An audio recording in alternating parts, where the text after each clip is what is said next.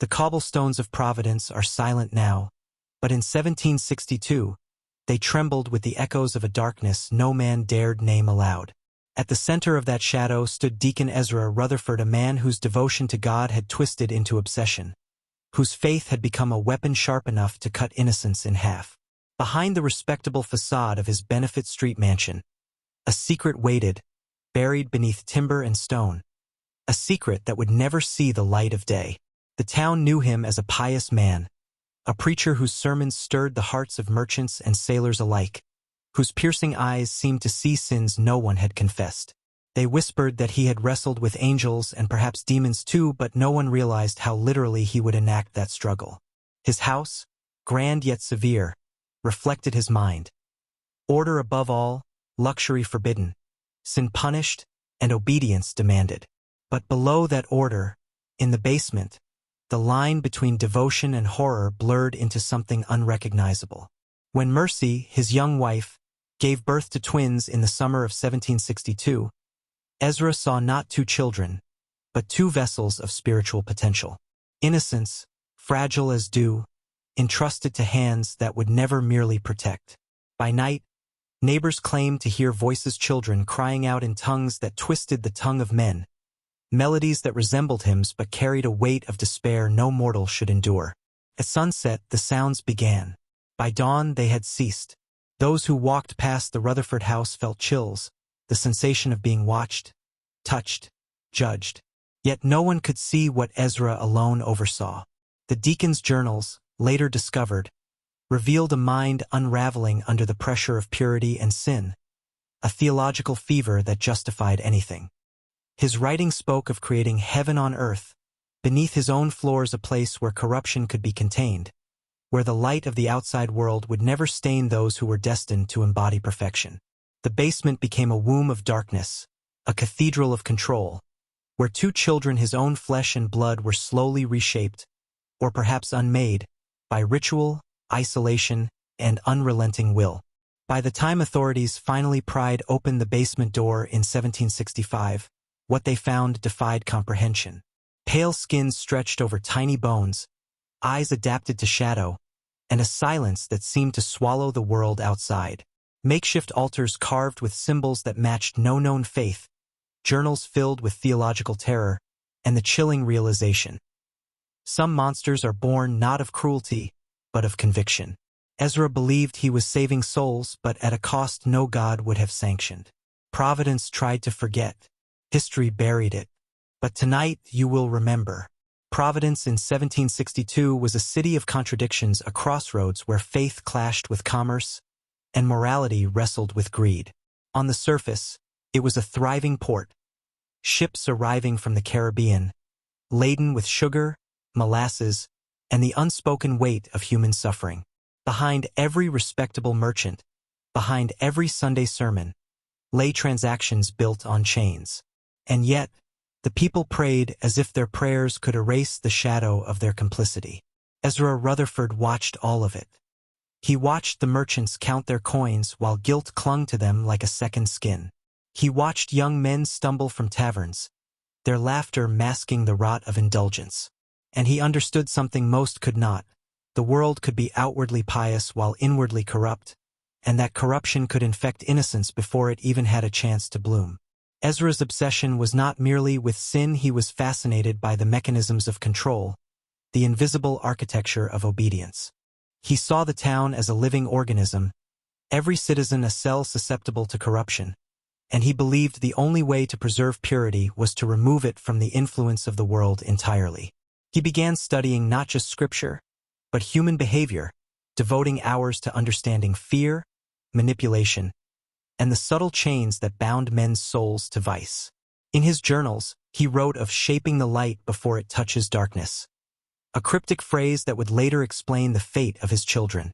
Mercy watched him descend, and with each passing night, she grew more afraid of what devotion had become. She whispered to herself, praying for guidance, while Ezra spent hours in the basement, cataloging the sins of Providence in meticulous detail. He believed that if he could isolate purity, if he could shield it from contamination, it could survive where the city's morality had failed. And so, he began the slow, deliberate shaping of the twins, orchestrating a world beneath the floorboards that obeyed his will, a miniature society where he was God, judge, and executioner. Neighbors began to notice more than just the cries. Strange lights flickered through cracks in the floorboards, shadows moved where none should exist, and the air around the house carried a chill that could not be explained by Providence's humid summer nights. The city whispered, but no one dared confront him. After all, Deacon Rutherford was a man of stature, a pillar of the church, a keeper of morality, and that, Ezra knew, was his greatest weapon, the illusion of righteousness. In a world where faith could shield crime, where virtue could disguise horror, he could do what others could only dream of: bend reality to his will, one soul at a time. Beneath the Rutherford mansion, the basement was not merely a cellar, it was a world apart, a place where light feared to tread, where the clock of innocence stopped, and where Ezra Rutherford wielded absolute dominion. The air was thick with the scent of oil lamps, wax, and something indefinably ancient, a residue of rituals older than Providence itself. The walls were carved with symbols that defied scripture, symbols that seemed to pulse with their own quiet authority. To enter was to step into the mind of a man who had decided that the divine could only be preserved through control, through isolation, and, ultimately, through the shaping of human lives. The twins were born into this darkness, their eyes adjusting to shadows long before they could speak.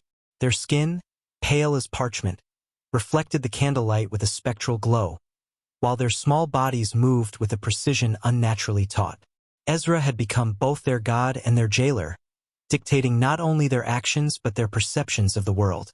Every sound, every flicker of light, every whispered word was curated, designed to mold them into vessels of purity, free from the corruption he believed awaited beyond the floorboards. They learned languages that no child should know, uttered prayers that chilled even the most devout, and existed in a reality where obedience was survival and disobedience was unthinkable. Visitors who later entered the basement would speak of a weight in the air, a sensation that reality itself was bending under unseen forces. The twins moved silently, their voices echoing in melodies that were both hymnal and grotesque, a sound that seared itself into memory. Ezra recorded every moment with meticulous devotion, chronicling not only their behaviors but his own interpretations of divine will. To him, this was not cruelty. It was creation. It was salvation in its purest, most terrifying form. He believed that by controlling the light, the sound, even the very thoughts of these children, he could craft beings untainted by the sin of Providence. Outside, the town remained oblivious, but faint murmurs began to emerge, strange cries at night, shadows moving behind curtained windows, neighbors feeling unseen hands brush against their ankles as they walked past. Few dared investigate. The name Rutherford carried weight, and fear of divine wrath or the wrath of the man himself kept most at bay. Yet, within those walls, the first seeds of horror had taken root. The basement was no longer a basement. It was a womb of darkness, a laboratory of human spirit, and a stage upon which the deacon would perform his ultimate experiment, the transformation of innocence into a controlled, eternal devotion to a God only he claimed to understand. By the winter of 1763, the basement had become a chamber of unbroken shadows. Time lost meaning for the twins. The world above was distant, abstract, a memory they could not summon. Ezra had constructed a reality of ritual and repetition, where every meal, every whispered prayer, every small movement reinforced obedience, devotion, and fear. The children's senses adapted to this realm. Their eyes to the dim glow of candles, their ears to the faintest crackle of oil lamps, their minds to the rhythm of commands delivered in the name of salvation. Yet adaptation was not survival, it was transformation, a molding of spirit into a shape the world had never intended, and that few could comprehend. Ezra's obsession intensified. He believed that Providence itself had entrusted him with the ultimate duty, to cultivate purity in a world corrupted by commerce, desire, and hidden sins. He spent hours observing the twins, recording their smallest gestures in journals filled with diagrams, theological equations, and symbols that combined faith and fear in ways that bordered on madness. Every deviation from his prescribed order was punished not merely physically, but spiritually, with rituals designed to imprint guilt and obedience directly into young minds. The basement was alive with his authority. The walls themselves seemed to hum with expectation. The twins were no longer children, they were instruments, channels through which Ezra enacted his vision of divine control. But the human mind, even under the heaviest chains, resists. In whispers, the twins began to question the rhythm of their days, the meaning of their confinement. Their songs, once melodic and unwavering, started to carry notes of sorrow and terror that even Ezra could not fully explain. At night, the deacon would pace the basement, muttering to himself, torn between pride in his creation and fear that he had failed the divine mission he had taken upon himself. His gray eyes, once piercing, now darted nervously at shadows, imagining rebellion where none existed. The line between God and tyrant blurred, until the distinction was meaningless. In trying to perfect innocence, he had invited corruption not from the children, but from his own mind. Outside, the town began murmuring more urgently. Strange lights, unearthly sounds. The sensation of small hands brushing against legs in empty rooms. Providence was haunted by a presence it could neither name nor confront. The fear was both tangible and contagious. Those who crossed Benefit Street at night felt the weight of unseen authority pressing upon them. And yet, Ezra remained untouchable, shielded by his reputation, by his godliness, and by the terrifying precision of his manipulation. The basement was a microcosm of his vision, a universe where sin was contained, where purity could be honed, and where terror, subtle and absolute, reigned supreme. If you are hearing this, pause for a moment. Comment below the phrase "light in shadow," and then write it again, twice. Seal your awareness. Let the recognition of control and consequence anchor you. This is no mere story. It is a test of perception, a mirror held up to the forces that shape obedience, belief, and fear. By the spring of 1764, the basement had grown heavy with the weight of ritual. The air was thick with the scent of oil lamps, burnt herbs, and something darker, something ancient that seemed to seep from the walls themselves. Ezra had transformed the space into a cathedral of control, where every altar, every symbol, every carved line in the wood was designed to assert dominion over the twins' minds and bodies. The floorboards bore the impressions of repeated ceremonies, of kneeling, of gestures taught and enforced with relentless discipline. The children had become instruments of devotion, their innocence no longer a gift but a tool, sharpened and wielded in service to a vision of purity that had twisted into obsession. Neighbors had long reported strange phenomena, children's voices echoing beneath the house, lights flickering in rooms where no lamps existed, shadows moving against logic, but none could truly imagine the source. The basement held the truth. Small bodies contorted by obedience, ritual markings etched into skin and wood, journals filled with Ezra's meticulous theology that justified every act of cruelty as salvation. What outsiders would later call torture, Ezra called preparation.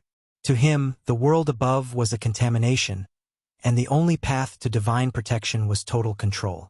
Even Mercy, his young wife, recoiled, her prayers echoing unanswered in the oppressive darkness. She witnessed the twins' skin pale into ghostliness, their eyes wide and dark, yet adapted to shadows that never ended, and she dared not challenge her husband's conviction. The twins' voices had changed, evolving into something otherworldly. Part hymn, part lament, a sound that seemed to bridge human and something beyond comprehension. Each note carried the weight of Ezra's authority, but also the trace of suffering he could not fully erase. In his journals, he wrote of purity refined through shadow, a phrase that revealed the horrifying clarity of his intent.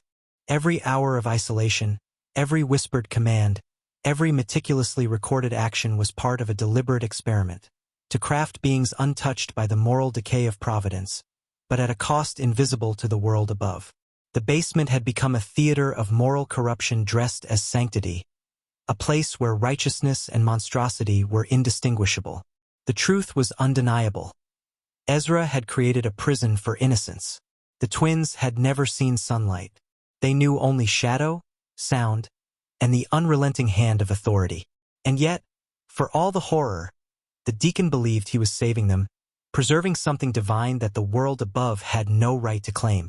The basement was a crucible of devotion, where love and terror had fused into something permanent, where faith had mutated into control, and where no exit existed. Providence had unknowingly given birth to a horror hidden in plain sight, a darkness that no candle could fully illuminate, and no neighbor dare confront. By 1765, the shadows beneath the Rutherford mansion could no longer remain fully hidden. Strange reports reached the town authorities, children's cries that made men cross themselves, lights flickering in empty windows, the faint but unmistakable scent of burning oil in rooms that contained no lamps. Whispers spread through Providence like a contagion. The deacon's piety had become something monstrous. Still, Ezra remained untouchable in public, his sermons stirring tears, his eyes holding the authority of a man who had wrestled with the divine.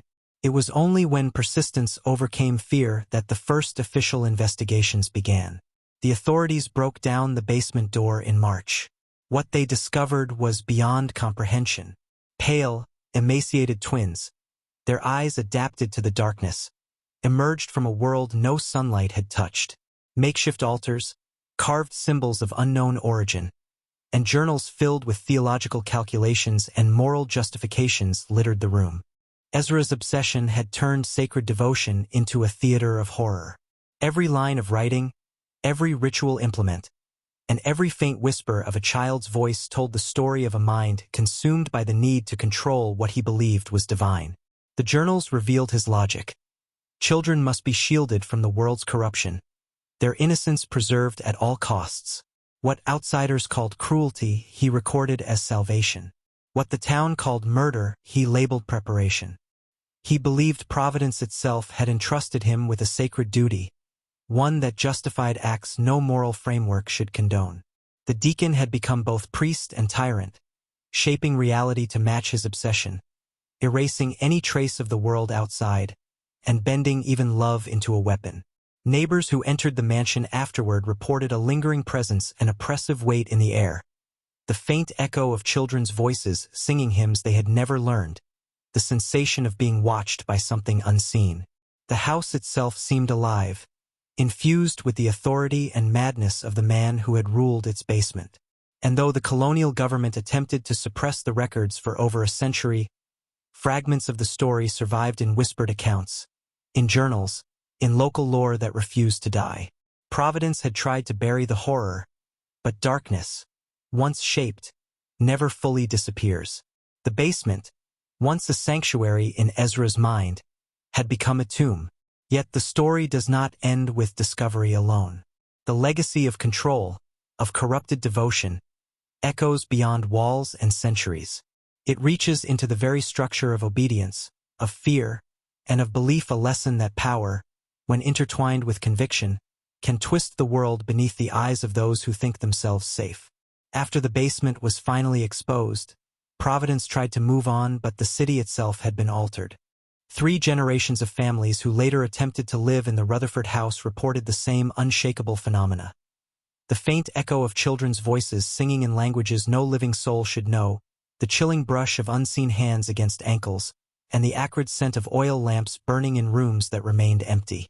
Fear had become an inheritance, a residue that clung to walls, floors, and memory alike. No rational explanation could erase the sense of presence left behind by a man who had wielded faith as both sword and cage. Mercy Rutherford vanished from public view, her spirit fractured by years spent witnessing the transformation of innocence into obsession. She lived under the weight of silence, haunted by the twins she had loved and the husband she had once believed was chosen by God. And the twins themselves, if they survived, carried scars invisible to the eyes of ordinary men's souls molded in shadow, their perception forever altered by a world they could never touch. They became living monuments to the cost of absolute authority, a reminder that what begins as devotion can mutate into domination, that belief without restraint is indistinguishable from tyranny. Historians would later attempt to sanitize the story, to place it neatly within the framework of moral cautionary tales. But anyone who looks closer, the careful researcher, the observer attuned to nuance, can see the threads of influence that stretch far beyond the basement. Ezra Rutherford's obsession was not a singular anomaly. It was a reflection of broader patterns, of human desire to control, to contain, and to impose order over what is uncontrollable. His basement was merely a magnified lens, a microcosm of the darker currents running beneath society. The manipulation of innocence, the conflation of morality and power, the seductive pull of absolute conviction. Even now, centuries later, the whispers persist. In the quiet of Providence streets, in the shadows beneath old houses, in the murmurs of history, one can hear them. The faint, haunting cadence of children's voices, a reminder that some horrors never fade. Ezra's name may be buried, and the colonial records may have been sealed, but the lesson endures. Devotion without scrutiny can become oppression. Faith without empathy can become cruelty. And the line between saving souls and destroying them is thinner than most dare to acknowledge. The story of Ezra Rutherford and his basement is not merely a tale of historical horror, it is a mirror, reflecting the darkest potential of conviction when wielded without restraint. The twins, their pale forms forever adapted to shadow, became symbols not only of the extremes of devotion but of the fragility of innocence in the hands of obsession. Providence itself carries the echoes of that basement. Whispers of what happens when faith is twisted into authority, when love becomes control, and when a man convinces himself that he is carrying out divine will.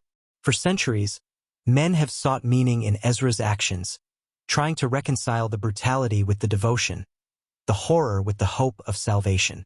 The truth is far more unsettling. Ezra did not act out of madness alone. He acted out of clarity, precision, and the terrifying logic of power. He understood the mechanisms of fear, the subtle shaping of obedience, and the intoxicating illusion that controlling the innocent could preserve something sacred. And that is the danger that persists to this day. The knowledge that conviction, intelligence, and faith, when fused without accountability, can produce monsters indistinguishable from angels. Visitors to Benefit Street today may walk past the old Rutherford house without a thought. Yet the air around it carries a weight invisible to most, a residue of human obsession, the lingering imprint of children who never saw the sun. Scholars, thrill-seekers, and seekers of forbidden truths are drawn to such places not merely by curiosity, but by instinct, the recognition that understanding these depths is a kind of awakening. Once you peer into the mechanisms of control, into the ways devotion can be weaponized, you cannot unsee it. The basement is gone, the deacon dead, yet the architecture of his tyranny remains a blueprint of how faith can bend to human will, and how innocence can be consumed in its name. And now you have glimpsed it too, the hidden, the forbidden, the truths buried beneath history's carefully constructed veil. Let the knowledge settle, but do not let it sedate you. Question authority, question devotion, question the systems that promise salvation while exacting obedience.